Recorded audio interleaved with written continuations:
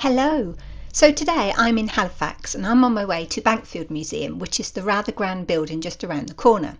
I actually came for one very specific reason, an exhibition called Costume Drama, which features historical costumes from films and television, things like Downton Abbey, Pride and Prejudice, and most importantly for me, costumes from To Walk Invisible, my favourite Brontë drama. But as often happens when you come to a place like this, I very quickly realised that Bankfield is not just a museum you pop into for an exhibition and then leave again. The building itself has a story, and once you start pulling at the threads you find yourself right in the middle of Halifax industrial past. This house, the man who built it, opens a much bigger conversation about mills, industry, housing and working lives, and it really struck me how much this is the world the Brontës were stepping into and writing alongside, even if they were just over the hills. So yes, I came for the costumes, but I stayed for the history, and I thought I'd bring you along with me because it adds a real interesting layer to everything else.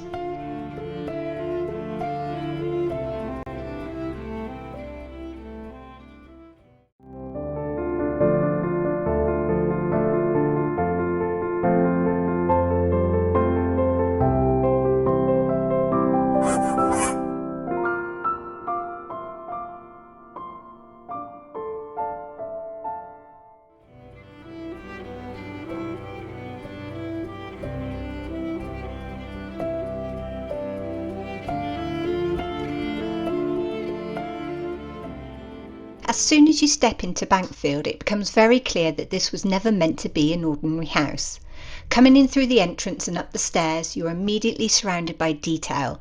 There are paintings on the walls, decorative plasterwork, and this sense that every surface has been thought about.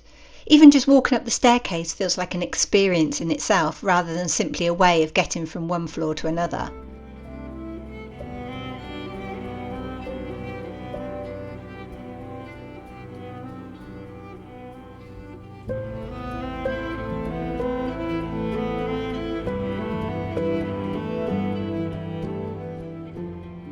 And then you arrive in the main hall, which is really the heart of the building. Now, I should say before we get there, if you visited Bankfields before, or if you're familiar with photographs, you will notice that things look a little bit different at the moment. There is quite a lot of scaffolding up because work is being done to restore the amazing roof and glass lanterns above. Normally you'll be able to see the full height of the walls and the ceiling and the beautiful light pouring down into this space. Today, that view is a little bit interrupted. But even with the scaffolding, you can still see a sense of how impressive this hall must have been when it was fully restored. You can almost imagine the light filtering down through the glass, catching on the windows and filling the space in a way that would have felt very modern and quite dramatic in its day. What I love about places like this is that they speak to you, even when they are partially hidden. The building does not lose its presence just because it's in mid-restoration. If anything, it makes you more aware of how much care has been taken to preserve it. And as I move forward into the hall, my eyes are immediately drawn to this beautiful fireplace at the end. It's absolutely beautiful, grand, decorative, and clearly designed to be seen and admired. This is not a practical little fireplace tucked away in the corner. This is a statement. It tells you about the wealth, the confidence, and the ambition of the person who built this house. Standing here looking at it, you begin to understand that Bankfield was not just somewhere to live. It was meant to impress, to reflect success, and to make very clear that it was a house built by a man who had made his mark on Halifax.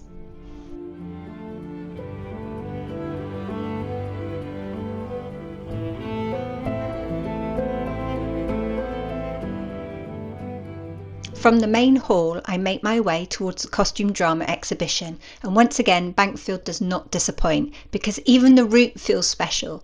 There's this really lovely staircase leading up, and it's one of those moments where you slow down without quite meaning to because the building keeps asking for you to look properly.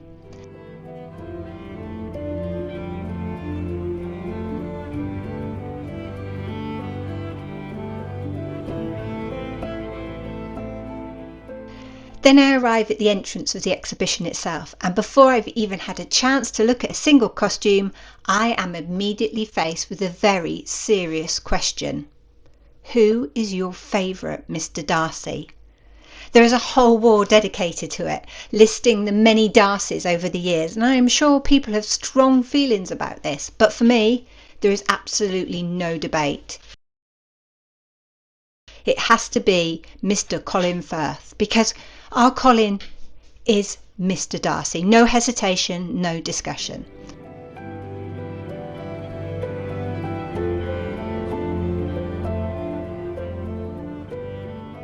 As I step into the main exhibition space, I take a moment to look around, because it's one of those rooms where your eyes does not quite know where to land first. There is a lot here, and it's laid out in a way that invites you to wander rather than rush.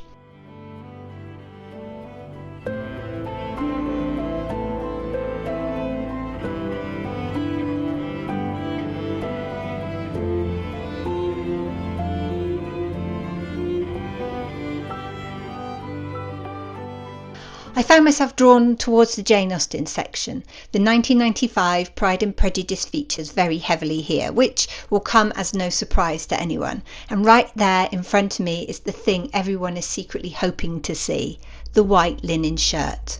The one from the wet shirt scene. The shirt, the moment, it's on display in its all legendary glory, and yes, it does feel slightly surreal to be standing in front of something that's become so completely embedded in popular culture. And then just along from that, there's the dress from the 2020 production of Emma, the bright yellow dress, which is instantly recognisable. It's bold, it's playful and completely different in mood, yet it sits comfortably alongside the earlier pieces. Seeing these costumes together from different adaptations and different decades really highlights how these stories continue to be interpreted while still feeling rooted in the same literary world.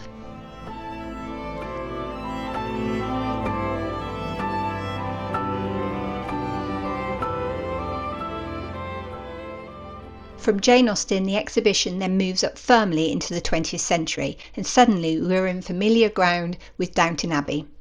The series ran from 2010 to 2015 and is really well represented here. And as you walk into this section, you're met with exactly the kind of variety you would hope for. There are elegant gowns, the sort that immediately makes you think of grand houses and formal dinners alongside much more practical clothing.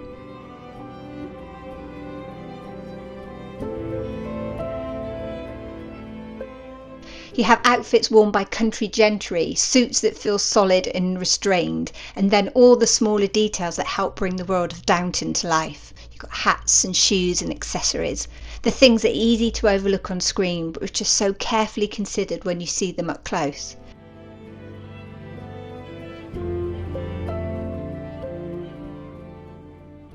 What strikes me is how different the feel of these costumes is compared to the earlier section.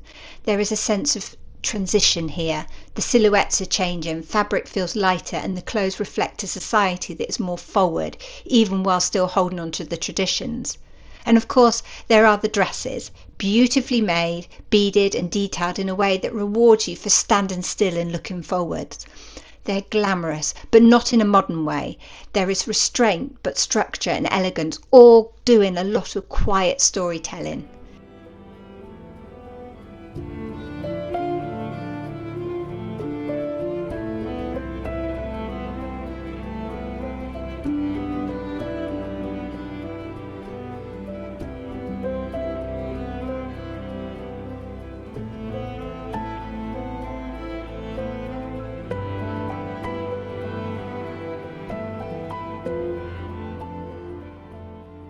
Seeing things together like this, from formal evening wear to everyday clothing, reminds you that Downton Abbey is not just about grand moments, but about an era, a social world, upstairs and downstairs, and how clothing helps define where people sit within it.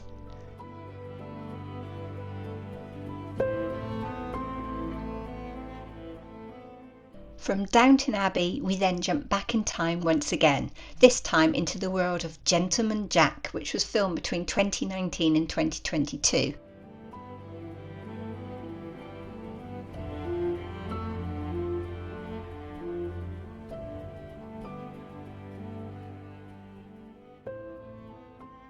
And there are costumes galore here. I mean, this section feels rich, layered and wonderfully detailed. There's a real mix of garments on display, from structured coats and waistcoats to dresses that feel both practical and powerful. I will admit, standing here, there are one or two pieces I quite happily put on myself, purely so I could sweep dramatically down a staircase, descending with purpose and a great deal of confidence. I think we all have that moment every now and again. But humour aside, when you step closer and really look, the level of detail is extraordinary. The stitching, the textures, the way the garments are cut and finished. These are not just costumes that are simply designed to look right from a distance. They are made to withstand close scrutiny.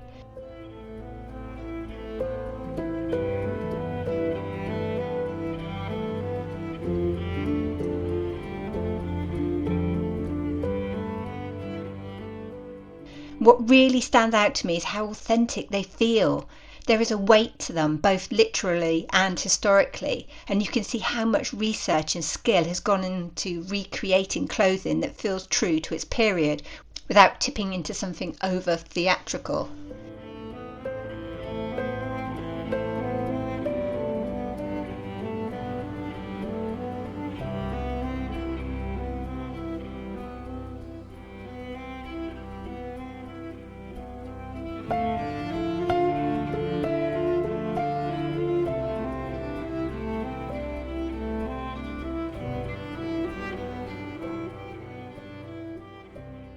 It generally makes you stop and appreciate the people behind the scenes, the costume designers, the makers and the craft people who bring these worlds to life so convincingly. I very much take my hat off to them because this level of work is not just impressive, it is deeply respectful of the history it is drawing from.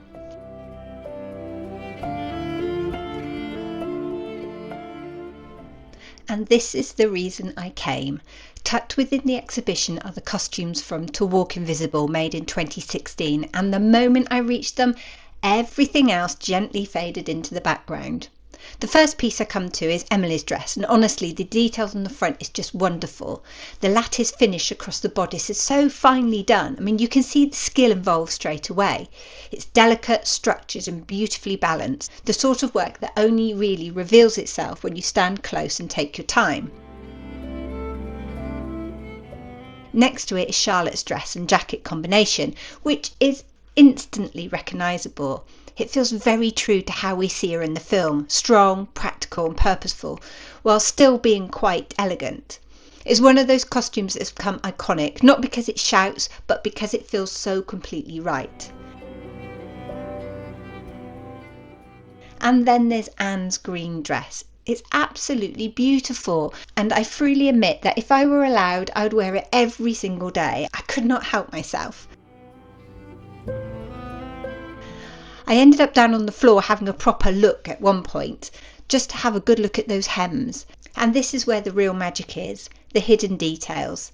The finishing you're not meant to see. I mean, the hems are beautifully done, even though no one watching the programme would have even noticed. There was no obligation to do that, and yet they did.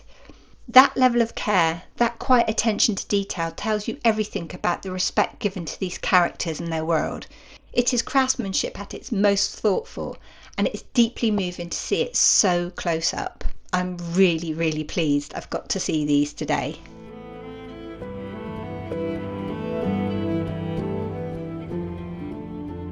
Taking a step back and looking at the exhibition as a whole, what really stands out to me is how well it is laid out.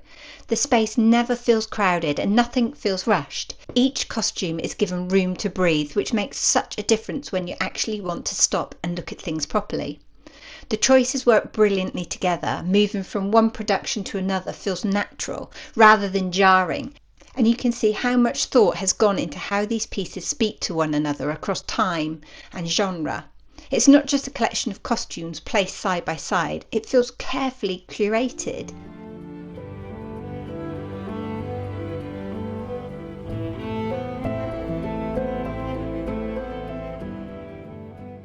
There is a real balance here between the well-known and the unexpected. You come for the iconic pieces and you stay because you find yourself drawn to things you were not necessarily looking for.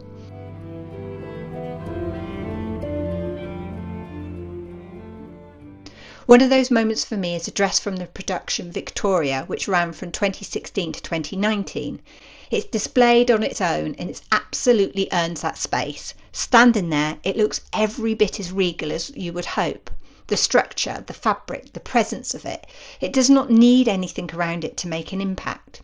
It's one of those pieces that stops you in your tracks for a moment and reminds you that costumes is not just about clothing. It's about character, power, identity, and how history is translated by the screen. By the time I reach the end of the exhibition, it feels complete, thoughtful, generous, and genuinely enjoyable to walk through. It's clear that a lot of care has gone into bringing these pieces together, and it makes the whole experience feels like something you're meant to linger over and not rush past. Before I left the exhibition space, I had to make one last stop because this is my weak spot.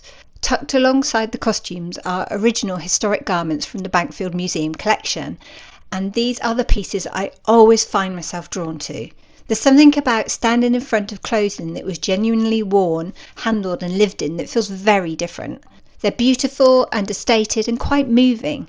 The fabrics, the wear, the construction, you find yourself imagining the person who once wore them rather than the character they were meant to represent.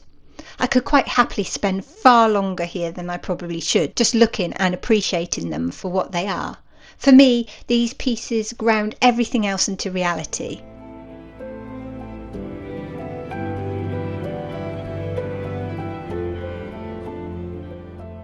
Now that we've finished in the exhibition, let me take you through some of the halls and rooms of the building and tell you a little more of the story behind it, because Bankfield is much more than a beautiful home with interesting exhibitions.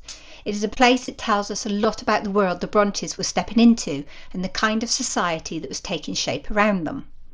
The house itself started life as a much smaller building when Edward Akroyd bought it in 1838. Akroyd was just 28 and about to marry Elizabeth Fearby from York, and he and his brother were already working in the family's Worston business, which at the time was doing very well. Over the years, as his business grew, so did his house. What began as a modest place became the grand Italianate mansion you see today. Akroyd encased the older building in fair-faced stone and added loggias, a dining room, a private chapel, and later much more impressive reception rooms.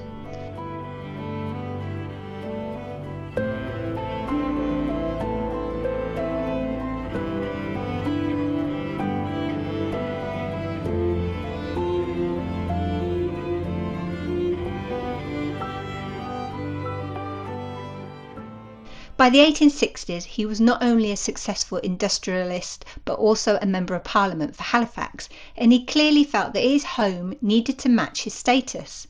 The wing added in 1867 was designed to impress. It included a grand salon and reception rooms where he could entertain guests on a scale that suited someone in his position.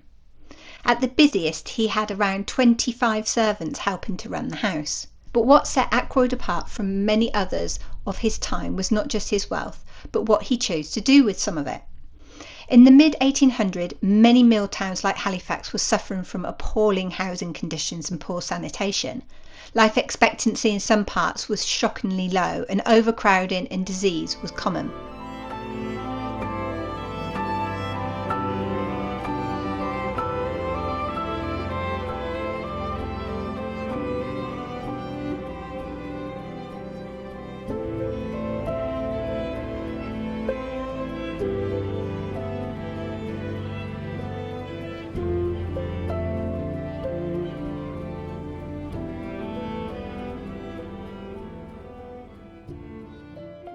Akroyd was a devoted Christian and believed that part of his duty was to improve the lives of those around him.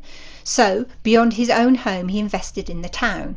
One of the most notable examples of this is the model village of Akroydon, which he set up for his workers. Designed in a Gothic style with houses of various sizes and even allotments and a park, the idea was to provide decent housing that people could actually afford to own. He worked with the Building Society here in Halifax so that workers could take on mortgages on reasonable terms, something that was very forward-thinking for its time.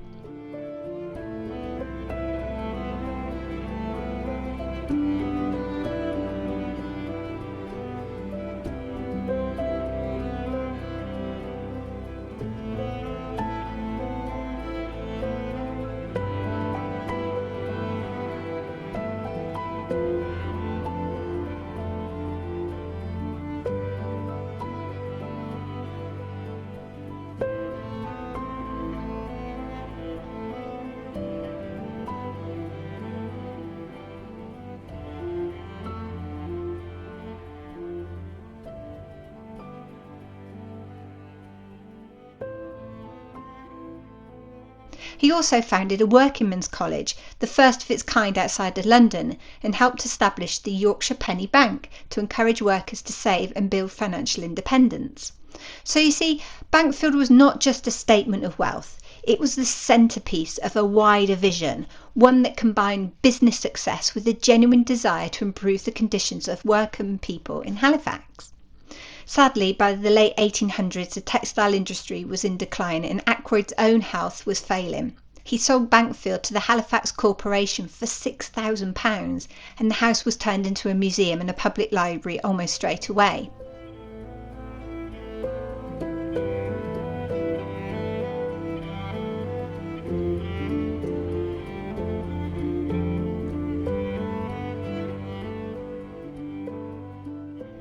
It's quite striking to think that a building which began as someone's home soon became something for everyone to share.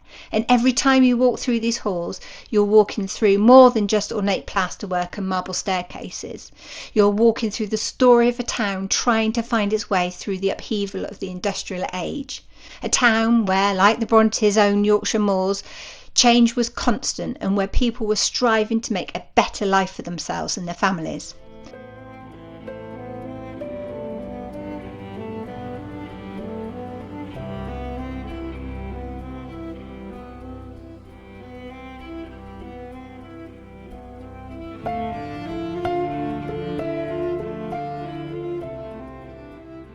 So, as we move through this building, I hope you will sense not just the beauty of the rooms, but the intentions behind them, the mix of people's ambition, civic pride, and a very real idea that people's lives could be improved through thoughtful design, education, and opportunity.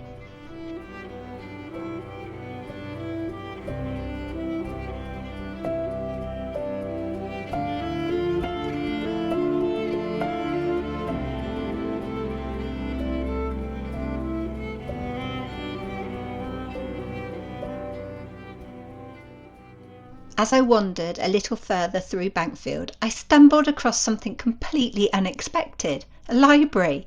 Now, I'm not sure if it was the building pulling me in or just my own love of books, but suddenly I found myself in this absolutely beautiful old-fashioned style public library. From the moment you step in, it's the kind of place that makes you slow down.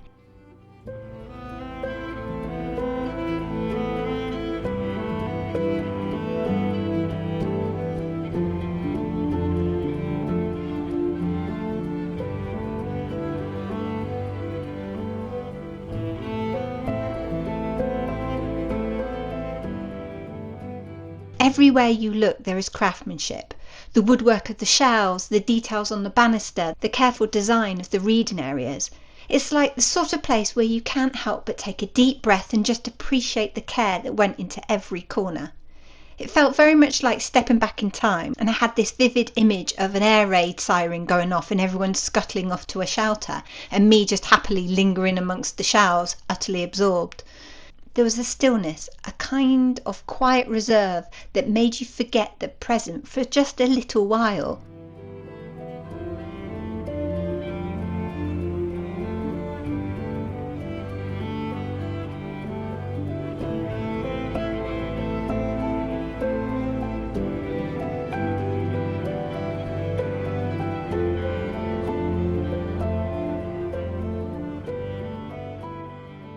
And I could quite happily have spent hours there just wandering, peeking at titles and losing myself amongst the stacks.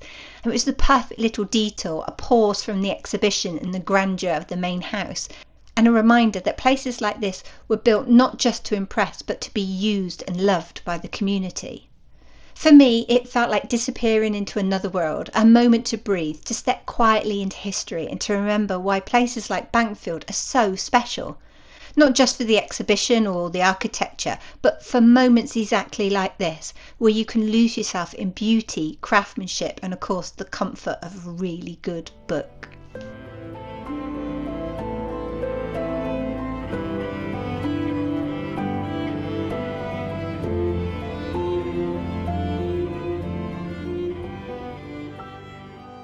And now we're back outside where the wind is reminding me very clearly that it is still winter. Honestly, I don't think anything quite prepares you for a cold Yorkshire day. It bites right through your coat. But standing here looking at Bankfield from the outside, it's easy to appreciate just how much thought went into this building. From the Italianate stonework to the carefully balanced proportion, it's not just a house, it's a statement. And more than that, it tells a story about Halifax itself.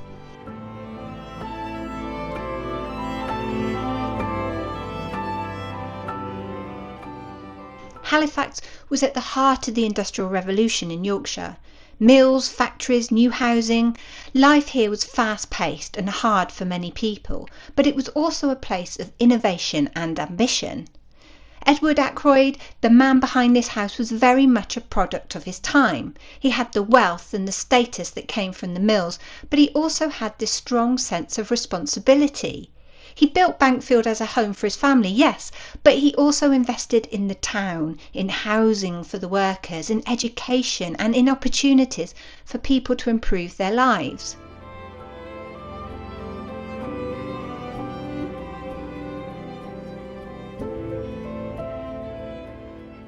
Looking at this house today, it's easy to forget that Akroyd left very little for his own family in the end. He spent so much building not just for himself, but for the wider community, that the legacy of Bankfield became something far larger than a private home. In many ways, that is what makes walking around it inside and out so fascinating.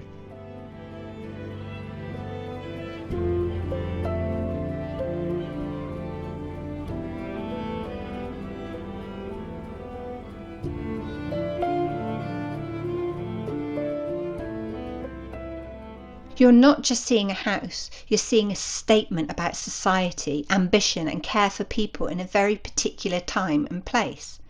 So yes, it's cold out here, but standing in front of Bankfield, you really do get a sense of the scale of Edward Akroyd's vision and of how much this one building reflects the story of Halifax itself.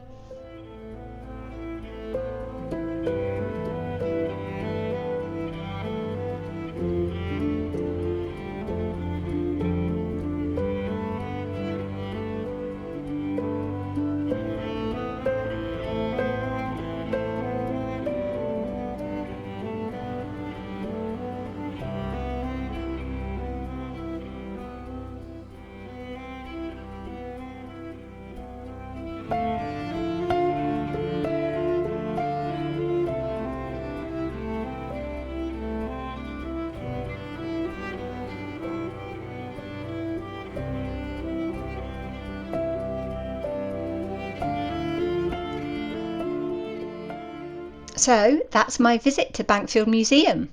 I want to say a huge thank you to everyone at the museum for letting me film and for hanging around all day. I always make a point of asking permission wherever I go because to me it's so important to respect the building and the people who work there. I'm also always conscious of trying not to get anyone else in shot, so thank you for letting me share all of this with everyone around the world. Have a few questions for you. I'd love to hear your thoughts. So, number 1, have you been to the museum yourself? Number 2, if you could wear any costume from the exhibition, which would it be? And number 3, what piece of history or detail from a place like this do you find the most fascinating? Thank you so much for watching today. If you like this video, please do that whole likey, subscribey, hypey thing because it really does help me out. It lets YouTube know that we want to watch more Brontë content. Have a good weekend and take care of yourself, and I will see you all the Friday after next for more Brontë adventures. Bye!